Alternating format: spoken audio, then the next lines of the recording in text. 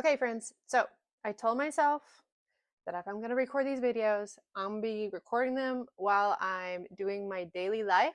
I'm not going to be, I'm sure there'll be some times where I will take certain times of the day for certain things, but I am going to do the dishes and I'm going to tell you about why I think the Kune pigs are not for me. So let's do that.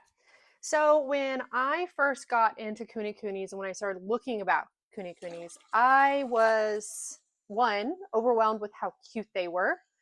I knew I wanted something cute and little because everything on our farm is cute and little.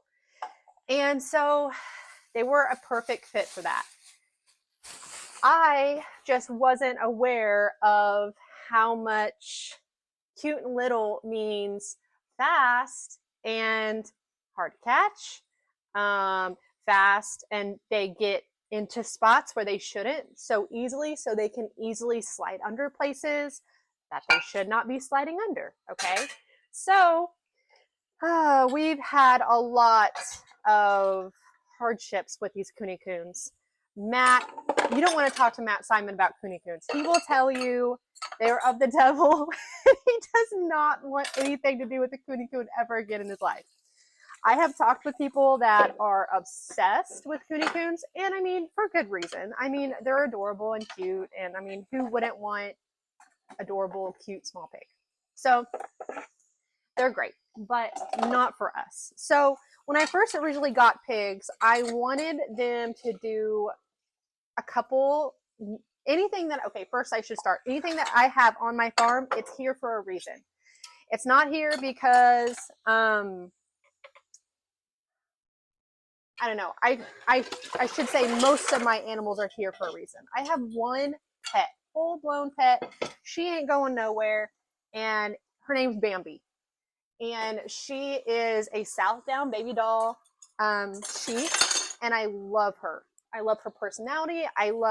So she brings me joy around the farm. That is what I will call that. But everything else really does serve a purpose. And a farm should serve a purpose, or you're just going to be in debt and not have anything to show for it. So where was I? I'm sorry, again on rants. But anyway, so the kunes, Matt will tell you he does not like. So when I got the kunes, I wanted them for one, winter pigs. So there's two different kinds of raising pigs. It's one year round, you butcher them, or you sell them for babies, whatever that looks like. But I did not want to do that. I just wanted to overwinter them. So what that looks like is they will go in my garden area and they will completely mess up my garden. They will tear out the roots in the ground. They will get all the grubs in the ground, help with bad bugs. It's a lot of bad bugs do nest in the ground, like grubs and armyworms and stuff like that. So I wanted them to just dig my garden up and till it for me. It's called plowing with pigs. And it's a tilling method like with natural, animals. So we got the fencing, which we got hog panels. Do not recommend. Those kunes will go straight through a hog panel. We even got electric netting. Didn't work. We bought a thing, a electric shocker online on Amazon for, gosh, it's like $50 or $75. It said it would shock a cow. Didn't work for a kune. So Matt went through a lot of work to try to get these pigs to stay, and they just wouldn't stay. So that's why he will probably avidly tell you they're of the devil.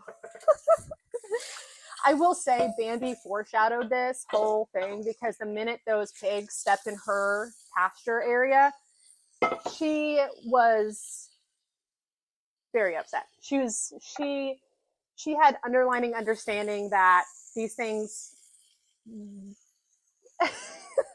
legit sounded, she looked like a sheep that just legit saw devil children running around.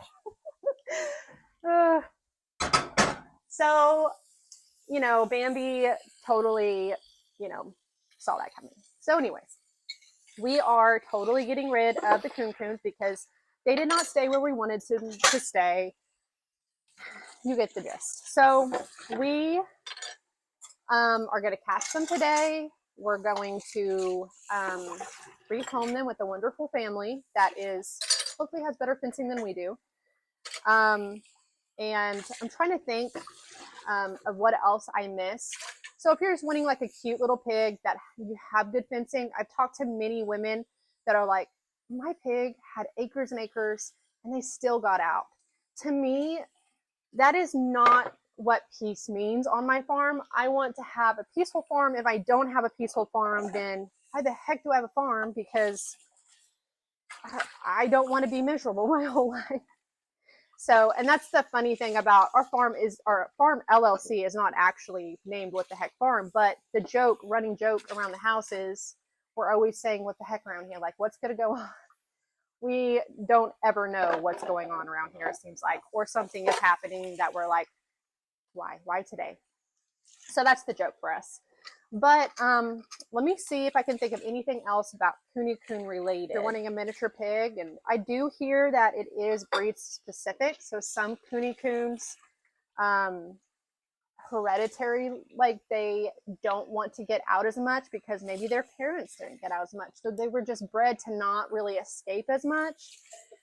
I don't know if that's facts. I mean, I can kind of see that because I have Muscovies that I bought them and they were avid flyers. They would fly away all the time. Eventually, I have bred that out by culling the ones that fly, or they just die naturally because they fly away and, you know, those genetics don't get passed on. And the ones that do get passed on are the ones that kind of are stationary and they don't fly. So I can kind of see how pigs would be similar, like just like with any animal. But we are going with a different breed. They just have more characteristics that we want. And I'll go over that breed when we get them so you can kind of see what works best for y'all. But if you do decide to ever get a Kune, you better have the right fencing, the money to put into that fencing. We around here, we just use what we have. And if it doesn't work, then, you know, it doesn't work. And then we go back to square one and do what we can. So many homestead pages nowadays are honestly unrealistic. It's more of like about consumerism, looking at what they have. My idea of like a lot of social media homesteaders is all white house, picket fence, like immaculate barns and everything. And honestly, that's just not realistic. Especially when you're first starting out, because you don't even know if you like it. So why are you going to invest so much money into the infrastructure if in a couple years you're just not going to want it anymore? So that's kind of where we've been doing this farm thing now for about, I don't know, 3 years, 2 years. And we realized, hey, it's worked for us. It's worked for our family. Ideal situation, we get as much out of the feed store as we can, like not buying as much feed from the store. That's the goal, is to, you know, lower the cost there. So I do have ideas to get us there. It's just going to take, you know, work. So a lot of people just have to realize that if you do want to farm, it's not a ton of work, but it does take time. And you kind of have to have a little bit of a passion for it. Like you have to like animals. You have to enjoy being around them.